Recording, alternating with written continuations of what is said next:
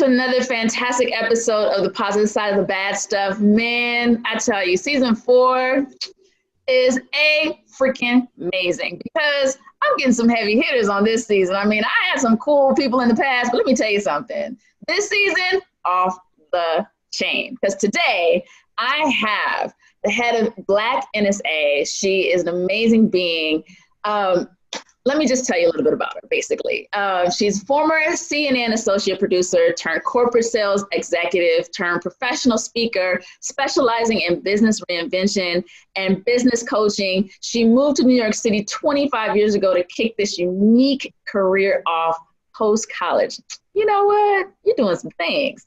For the past 13 years, Marquesa has been reinventing entrepreneurs into profitable speakerpreneurs. Say that with me, y'all. Speakerpreneurs. That's right. Right? We make it work. She holds the CSP. For those of you who are not speakers, that is a very high accolade. She's a certified speaking professional designation, countless awards, leadership positions, and media interviews. And in her spare time, she's either writing for reality TV under a pen name, so don't go looking for y'all, or spending time with her sweetheart, Mark. Oh, I love it. See, so that before I even say her name, let me just acknowledge that right now. Women, hello, you can still do all of that. That's all right. Of that, right? And still get your boo. Hello. You can still do it all. We started to think we couldn't, but we can't. Let me just welcome this amazing being, Marquesa Pettway. Thank you so much for joining me today. Thank you for having me, Leslie. I'm excited. So I'm a professional member of the NSA, and I'm usually I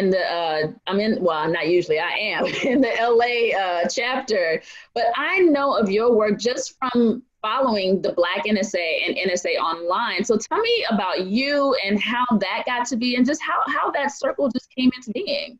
Well, I've been a professional speaker for,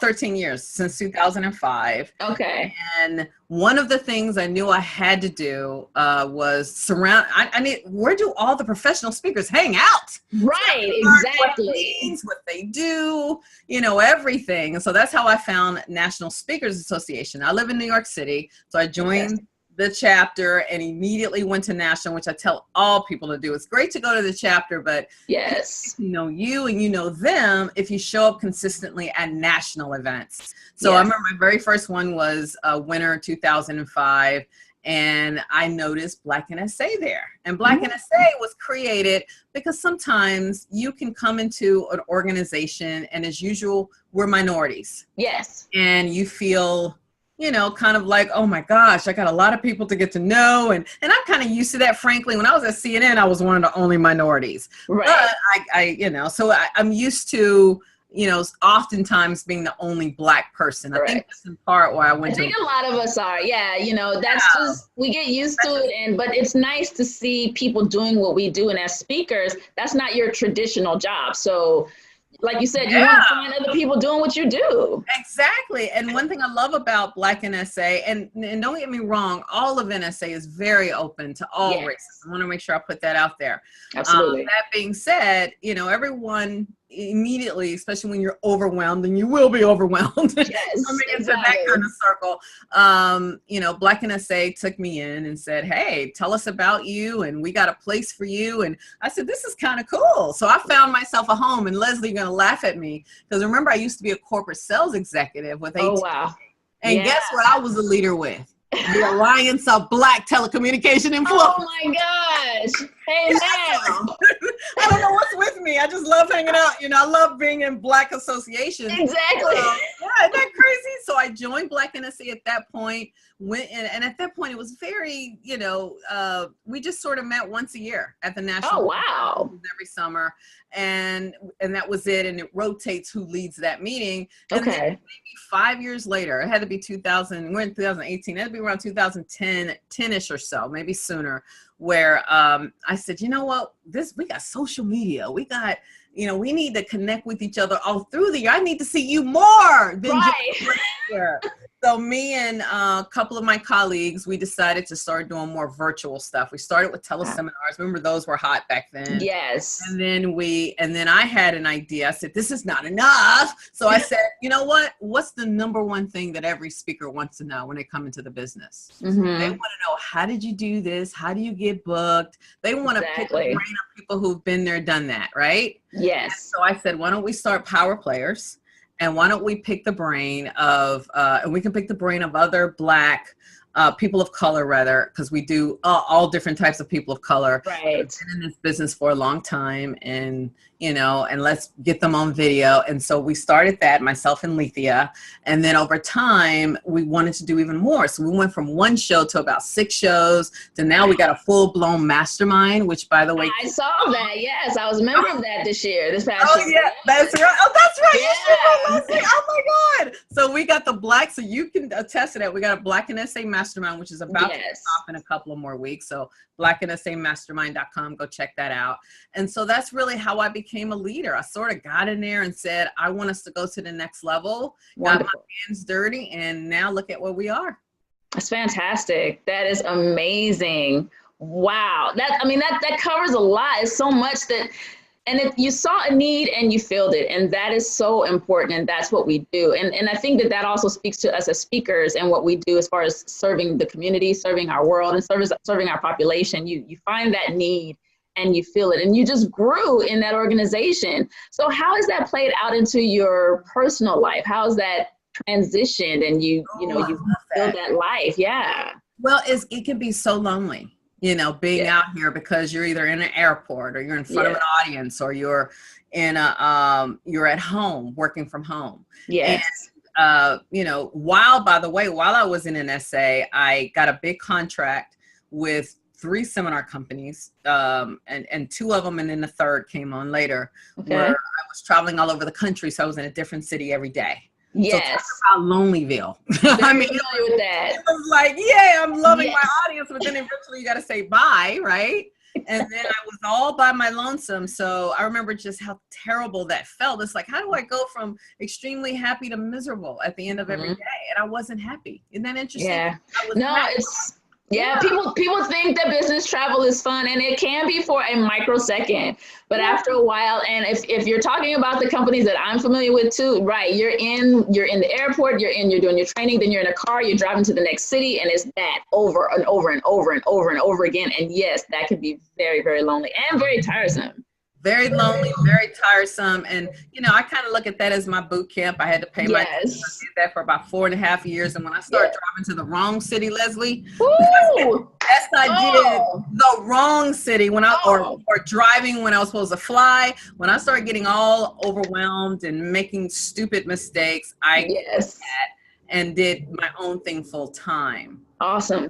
So what it has helped me do is I've built these amazing relationships. Yes. Friendships. These, it's not just Leslie, you're my fellow speaker. It's Leslie, you're my friend.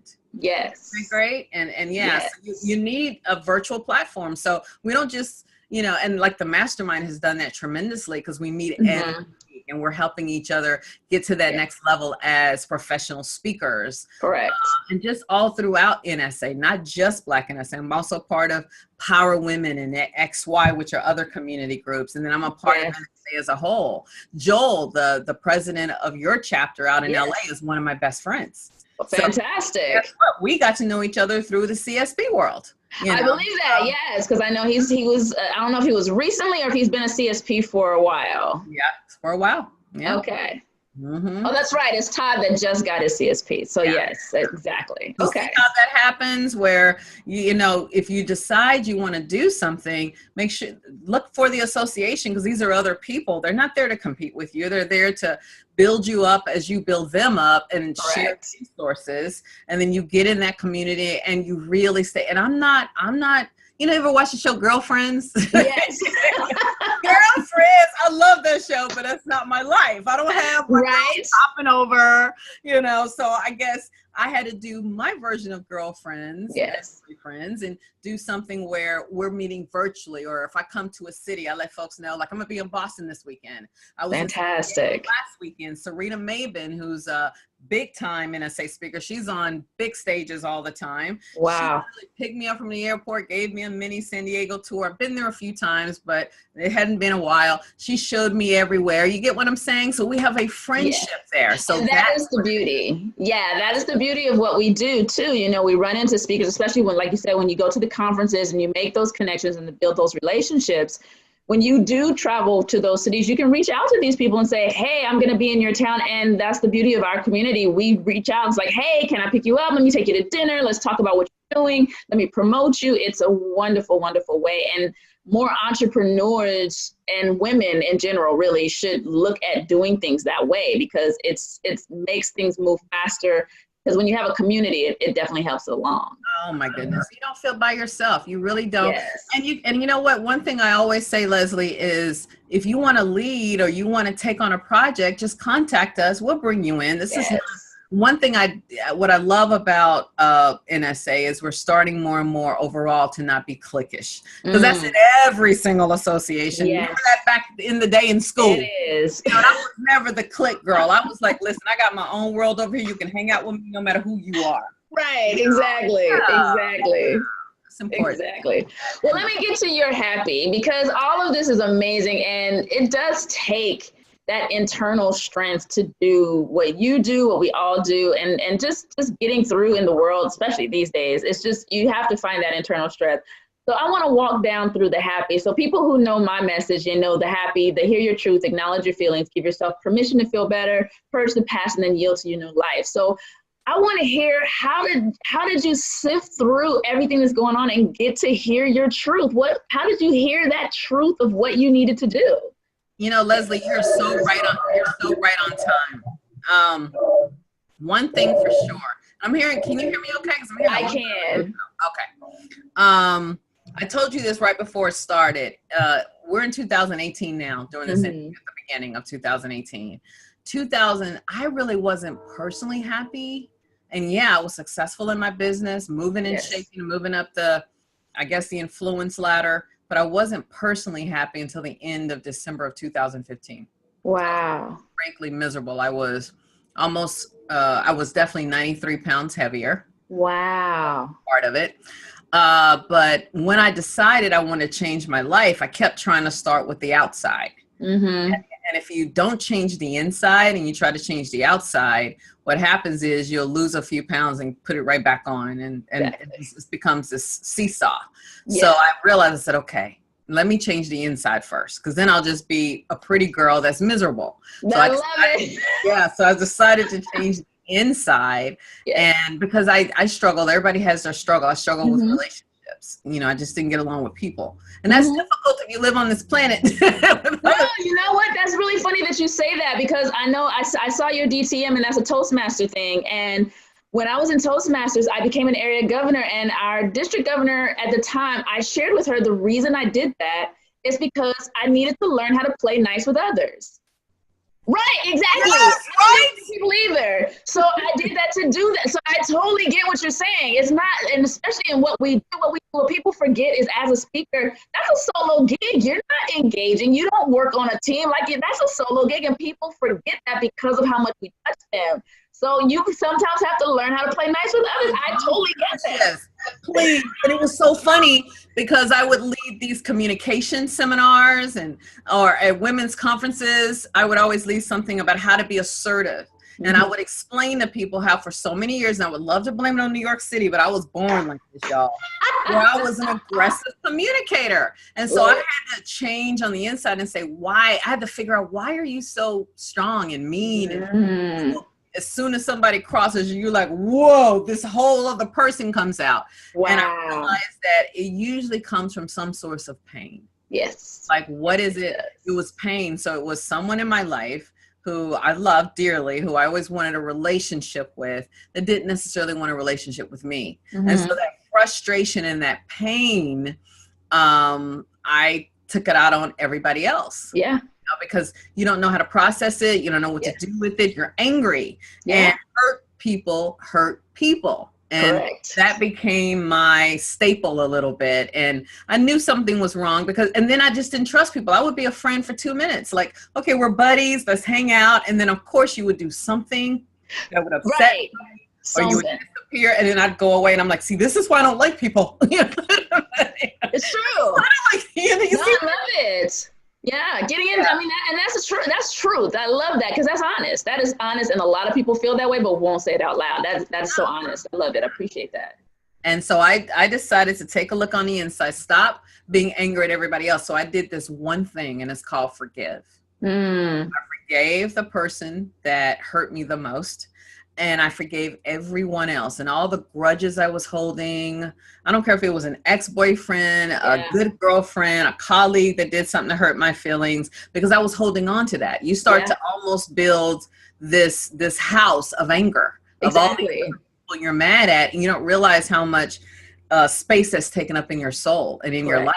And I said, okay, so I can continue to go on miserable, pissed off. And I remember it was the end of the year. That's how I remember it was December. And I said, I'm not going into another year freaking miserable. So I I was at a retreat with 3 other CSPs and really good friends, NSA buddies. Meredith, Linda Larson was a big time speaker. So is Meredith. Oh, yeah.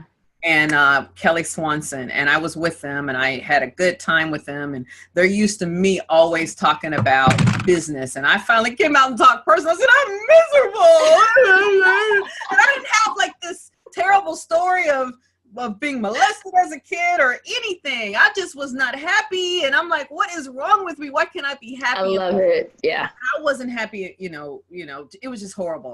Happy. And it starts with that. It starts with hearing your truth and acknowledging your feelings about that. And you did that. You sat there and you said, hey, and you said it out loud, like, I am not happy. This is not okay. What can I do to fix it? And it is totally within your power to fix it. But you have to first admit to yourself, if nobody else, and my audience has heard me say this a million times, if to nobody else but yourself, you have to admit that truth, acknowledge what you're feeling in there. And I love how you said you forgave.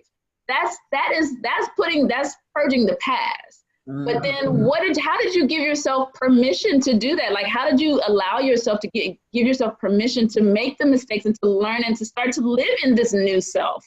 Because we all have triggers. We always go back to our old behaviors. So how did you overcome that?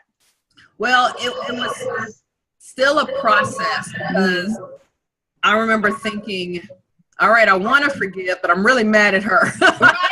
Or, my sister gets on my nerves. I'm tired of fighting, or this person or that person. I think part of it was self-responsibility. It had to start within. It wasn't, I believe in this thing, and I play it in my mind on a daily basis. What's the definition of insanity? Doing the same thing over and over and expecting something different to happen. Exactly. And so I realized if I continue to say it's her fault, it's his fault, it's their fault, it's the pain in my house fault, that things weren't going to change for me. So really I would love to say I just jumped into it and it happened. Oh, no. I prayed, but then I also asked for support, and I also dipped my foot in the water and said, okay, let's forgive this person, see how that goes. Exactly. Let's forgive this person, see how that goes. And then so on and so forth, kind of like I did with my food thing. And I noticed a little bit of result at a time. I said, oh, so wait a minute. You mean to tell me that if I'm not so mad at this person over here, and I'm now cool and I'm fine, look at all the benefits that happen. And it's so funny. I remember, Leslie, going to certain conferences and, hi, how are you doing? And one person actually looked at me and said, aren't you mad at me? Aren't you mad? I mean, like, they were replaying, because you have to hold on to why you're mad at the person. You know what I'm saying? Yes, exactly. And God had just completely taken all those memories out. I forgot why I was mad at him. It didn't matter. I no longer had space in my spirit. Wow. That's amazing. And that's exactly how it happened. Because it's a process. It's a process. It is a process. And once you start releasing, and the other thing too is other people might not be ready when you're ready. So when you're released, just like the lady said, aren't you mad at me? And maybe that person might have even been holding on to the fact that you were mad at them. Who knows? But you released it, like it was over for you. In your mind, it had been put to rest, it had been put to bed, and you moved on. And that is a beautiful thing. And you said something very important, Leslie. Sometimes the other person may not react well to it because remember I said there was a source of my pain. And the only reason I'm not naming who that person is or their relationship to me is because it hurt the people that know them and know me too much. Because we're in a public forum, and you know, as speakers, we share our truth out loud. And sometimes it affects the people that we share about. So I won't say who that individual is, out of their privacy. But I'm going to tell you, when I first started this process, I did post it to Facebook. Wow. Who I had forgiven and what the deal was. And it upset certain people. And so you got to understand, I may have to go through that process. Yeah. You may have to go through that process. But sometimes your loved ones or people around you may not accept that same thing. So you got to be okay with that. You do have to be okay with it. And that is in giving yourself permission, because the thing is, and I've said this before, because people who follow me know my story with my mom. And basically, you know, you have to understand, it's especially when it is a loved one, a family member, it's hard to not overprotect them, but there has to come a moment where you realize that this is my version of my story. You're a player in my story. So unfortunately, my memory of what happened might be negative, and that might shine a negative light on you, but I shouldn't have to edit my story. So like you said, you know, you put that out on Facebook, and so you had to get past the fact that it kind of rubbed some people the wrong way, but that was your healing, and that was your version of your story. And you have every right to share your story and your version of it. That's right. That's a challenging thing, but that we got to give ourselves permission to do it. That is so true. Yeah. So that's a big deal. And so now with all this behind you, you got the love in your life. I love it. That gives me hope, girl. I got to tell you, that just gives me life. It gives me hope. I'm telling you, I'm out here working it. But 7 years. And I tell people all the time, 7 years. I love it. A long time. So now how are you yielding to all that? How are you embracing it all at the same time? Because it does. Every piece of it requires a little bit of attention. So how are you yielding to that and also still serving you? Oh, I love that. Well, remember the internal started at the end of 2015. But then the health-wise, where I started to lose the weight and commit to a plan to make that happen, started in the middle of 2016. Nice. It's like you had some time between everything. Yeah. And then I attracted and fell in love with the love of my life literally a year later. Because it was nice. Our anniversary is August the 5th of 2017. See how that happened? So I think each part had to have its own time. It does. You know, isn't that interesting? Its own time, whatever that reinvention is, because I'm a reinvention expert. And I focus mainly on business reinvention, and with corporations, I get into personal reinvention in order to get the person more engaged in their life at work. Yeah. But when you go through that reinvention process, you got to accept that you got to give it time, because it develops new habits. And even now, sometimes I get scared. Sometimes I sit back and I go, oh, I'm really happy. Something's going to happen. You know, you're almost waiting for something to go wrong. I'm like, wait a minute, I'm doing great in my business. Yes. I have a man I love. I got a family I love. I love the way I look. What's wrong? Something gonna happen. I know. Yeah, no, that's what happens. We get to the place we're trying to get to, and it's uncomfortable. Exactly. It's like we're so comfortable in the mess that when there's no mess, it's like, well, what's wrong? What's wrong? I know. I know. What's gonna happen? But you fix the mess, and that's not to say that life isn't full of more stuff to come. Hello. It is, right? It always is. But you've started to build on a solid foundation. Like you've cleared away all the unsettled and all the mess that was on the bottom. And so now you've built that solid foundation, and whatever comes next, you're working from your truth. You're working from a solid foundation, and that can only be positive, even in the middle of the negative stuff. It can only be that is so true. Yeah. So you just have to work in that space, because now you're working from a place of truth. People always wonder why they're not hitting their goals. It's because they're setting their foundation on a false reality. You can't do that. Say it, Leslie. Say it. That is true. It's like, my kids are wonderful. I got all the money. I love my life. My life is happy. No, it's not. It's not. Just speak your truth and start to build your progress on reality, and then it will get to that place you want. But like you said, it takes time. It is, and there are going to be moments. Yes. With the food. Oh, please. I have a very interesting relationship with food. I mean, I just did an interview about that, of how I lost my 93 pounds. And so just because I lost all this weight doesn't mean, okay, so I'm chilled. I don't have to worry about it. No, it's a daily battle. Yes. Every day I'm like, ugh, you know, should I have this? I don't want to have that. Let me do this for this. So it's a daily battle. And even with my temperament, knowing that I used to be that person that wouldn't take anybody's stuff. I would go off on somebody in a second. I recently, you know, in one of my circles, noticed someone was sort of turning me, you know, kind of turning me off and trying to bring me into their negative space. And I said, wait a minute. And the old Marquesa,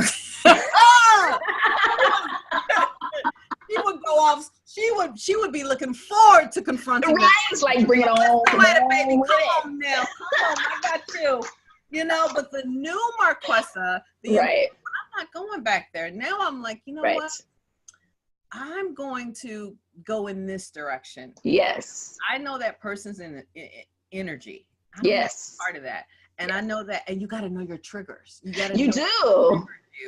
Whether it's food, whether it's a person, whether it's whatever. Triggers, you got to know your triggers and do whatever you can to make sure that they are not ignited. Correct. So that is a daily thing. It is a daily thing. Am I happy?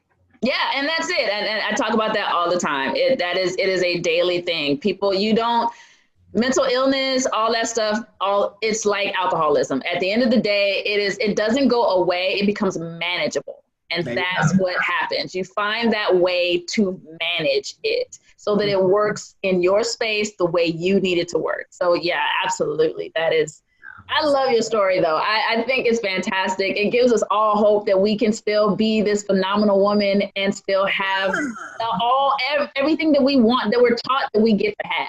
That's true. Yeah. And one thing I want to say to remind folks, one thing that, and this is something I teach my clients so much, and it's so important, is to prioritize. Yes. Like decide, like this year is my year. I'm already an author of a book that I wrote several years ago, and I'm updating that book. Oh, but I just returned from a writing retreat because I haven't put out a book in a few years, and I want to really get this book done. Mm-hmm. And I kept struggling with I've been working on it for 2 years. I know, we're trying to do it at home and a little bit here, a little bit there. It just wasn't working. So now I got a whole team behind me. Nice. So I flew out and spent 3 days with my writing coach and their team, and it was amazing. And now I got a whole publishing schedule, and nice. 14 chapters of my book, although I was only trying to do 12. And I love it. Yeah. And so my point is, you got to prioritize when that new year comes in. Even if it's a new season, you don't have to wait till the beginning of the year to do this. Yes, I say that all the time. What is my priority focus? What is it for me? 1 year, it was literally my weight. It was my food. Mm-hmm. It was that whole process.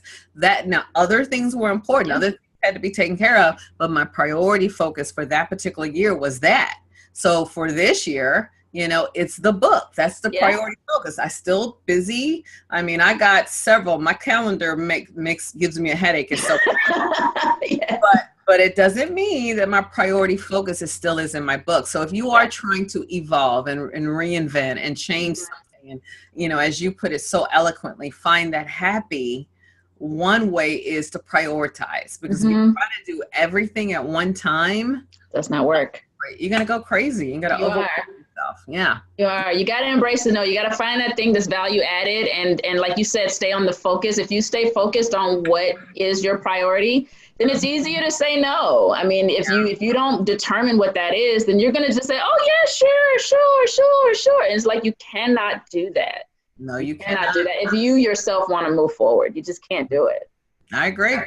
Oh my gosh. This has been fantastic. I'm so glad I got a chance to talk with you and hear your story up close and personal, because like I said, I followed you. I've known about you for a little while, but I've never had a chance to really connect with you. And this has been fantastic. fantastic. Oh my gosh. What would you like to share with my audience and tell them, what would you like to leave them with and how they can get a hold of you? What's coming up for you? What's going on? Oh, wow. Well, guys, I'm traveling quite a bit this year. Leslie, we realized I'm coming to LA. Yay! And I'm going to see her in April. I just came from San Diego. I'm going back there. Needless to say, I have quite the schedule. But if you want my help, I invite you to go to gottaspeaknow.com. That's GOTTA, speaknow.com. Opt in. You'll get a free ebook on how to speak for free and earn six figures. Nice. And if you have a story, you're up here like, you know what? I fixed this in my life. I want to help others in their life. Then I may can just help you. You don't have to be a professional speaker. Sometimes you may just want to share your message. There's different ways to do that. So if you're thinking, I want some guidance on that, please, I invite you to go to gottaspeaknow.com. Opt in. You'll get a free ebook. You'll hear from me. I don't send out a whole lot of emails, but at least a couple of times a month. I'll send out an email on different ways you can join me on a webinar like this, or I may be in your city or something. You never know. And I also invite you to join Black NSA, like Leslie brought up earlier. We have I'm sure you guys have heard of the book, Think and Grow Rich by Napoleon Hill. And we're going to do it for 10 weeks. It's going to kick off the middle of February. And I know this is going to go out later. So even if you go there and, well, first of all, Black NSA has a Facebook group. So if you go into, Facebook, just type in Black NSA, like our fan page, please. And then opt in to join the group. And then we'll talk about the mastermind that kicks off twice a year. Yes. And then we'll meet. This year, NSA will have their national conference in Dallas, which happens to be my hometown. Oh, hey now. So we're going to do some stuff there. So just, so go to blacknsaspeaker.org, blacknsaspeaker.org, which is kind of a play off of nsaspeaker.org. Get that?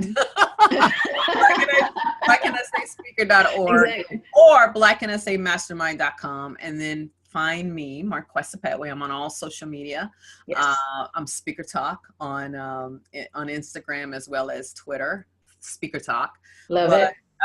Or go to gottaspeaknow.com. And I would love to help you guys get your message out into the world and help others, because Leslie and I can tell you we love and we feel so blessed to do this every single day. Absolutely. It is. People need to hear your story. Like I said, I've shared in past posts, how I've changed lives with what I do. I know you've changed lives with what you do. People need to hear your story, and they're not going to hear it. They're not going to hear it from everybody. Everybody doesn't match. So, right. The right people need to hear it from you and you alone. We could have the exact same message. They might not hear it from me, but they'll hear it from you. So you got to share your story. It's so, so important. People need to know they're not the only ones going through the stuff they're going through. That's just how it is.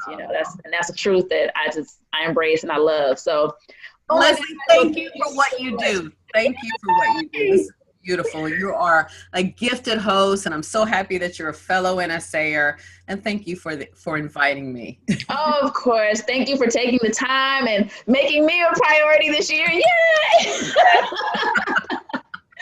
So as always, everybody, always go to my website at www.thehabitofhappy.com. As you know, we have the 52 weeks to Happy weekly audio program. We have the 28 days to Happy 4-week program coaching session for you.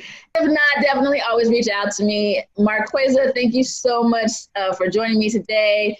And as always, everybody, until next time, go be do.